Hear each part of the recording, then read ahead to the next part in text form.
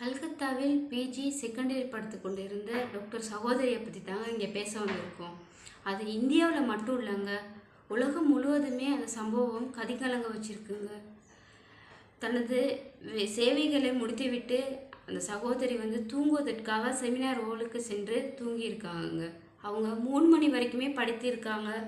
அந்த பார்த்ததாக அங்கே க்ளீன் பண்ணுறவங்க சொல்லியிருக்காங்க. அந்த க்ளீன் பண்ணுறவங்க 6 மணிக்கு போயிருக்காங்க. 6 மணிக்கு போகும்போது அந்த சகோதரி மிகவும் வன்கொடுமைக்கு உட்பட்டு கற்பழித்து அரை நிர்வாணத்துடன் காணப்பட்டதாக அந்த க்ளீன் பண்ணுறவங்க சொல்லியிருக்காங்க. போயிட்டு வைத்தியரிடம் சொல்லி போலீஸார் விசாரணைக்கு மேற்கொள்ளும் போது அந்த சிசிடிவி கேமராவை பார்க்கும்போது அந்த செமினார் ஹாலுக்கு 4 மணிக்கு அங்கே வேலை செஞ்சுருக்க ஒரு நபர் சஞ்சய் ரா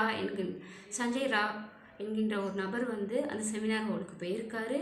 திருப்பி 4:45க்கு வந்திருக்கும்போது அதை வச்சு அங்கே உள்ள போலீஸ் அதிகாரிகள் அந்த காமக்கொடூரன் வீட்டுக்கு போயிட்டு விசாரணை செய்யும் போது அவர் முதல்ல அதை ஒத்துக்கரலைங்க. அதுக்கு பிறகு தான் அந்த காமக்கொடூரன் நான் தான் செஞ்சதாக ஒப்புக்கொண்டாங்க.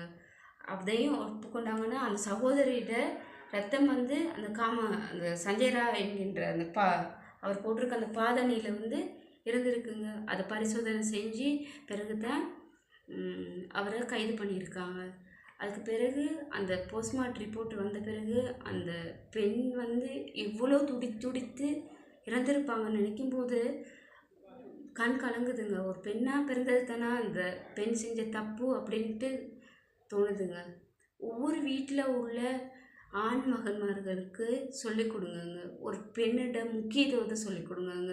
ஒரு பெண்களிடம் எப்படி நடந்துக்கிறணும்னு சொல்லிக் கொடுங்கங்க. ஒரு பெண் தாங்க ஒரு விஞ்ஞானியோ போலீஸோ யாராக இருந்தாலும் உருவாக்குறது ஒரு தாயின்ற கருவறையிலேருந்து தான் வந்திருக்காங்க. அந்த காமக்கொடூரன் கூட ஒரு பெண்ணிடம் இருந்து வயிற்றிலிருந்து தாங்க வந்திருக்காரு. அதனால ஒவ்வொரு தாயும் ஆண்மகன்களுக்கு சொல்லிக் கொடுங்க, எப்படி நடந்துக்கிறணும், பெண்களிடம் எப்படி இருக்கணும்னு சொல்லிக் கொடுங்க. அந்த போஸ்ட்மார்ட்டம் ரிப்போர்ட்டில் பார்க்கும்போது ரொம்ப பயமாகவும் இருக்குது, கவலையாகவும் இருக்குது. இது போன்ற சம்பவங்கள் இந்தியாவிலையும் இலங்கையிலையும் தாங்க கூடுதலாக நடக்குது. அரபு நாடுகளில் இல்லை. ஏன்னு கேட்டால் அங்கே அரபு நாடுகளில் இந்த மாதிரி தவறுகள் நடக்கும்போது அதுக்கான தண்டனை மிகவும் கொடுமையாக இருக்குங்க. ஆனால் நம்ம இலங்கையிலையோ இந்தியாவிலேயோ அப்படி இல்லை. அது 9ஆம் தேதி நடைபெற்றிருந்த ஆகஸ்ட் 9 நடைபெற்றிருந்த சம்பவத்துக்கு இன்னுமே ஒரு தீர்வு இல்லாமல் தான் இருக்காங்க. இது சஞ்சய் ரா என்கின்ற அந்த காமக்கொடூரன் மட்டும் இல்லைங்க, அவங்களோட இன்னும் நிறைய பேர் சேர்ந்து ஒரு குழுவாகத்தான் இதில் செயல்பட்டுருக்காங்க. அதுக்காக இது எல்லாம் தெரிஞ்சு எல்லாம் கண்டுபிடிச்சி எதற்காக இன்னும் அவனுக்கு தண்டனை கொடுக்காம இருக்காங்க இந்த அரசாங்கம். இந்த இந்திய அரசாங்கமும் சரி, இலங்கை அரசாங்கமும் சரி. இலங்கையிலையும் அப்படித்தாங்க. நித்தியாட கொலை, சிறுமி, இந்தியாவில் இது போன்ற நிறைய விடயங்கள்.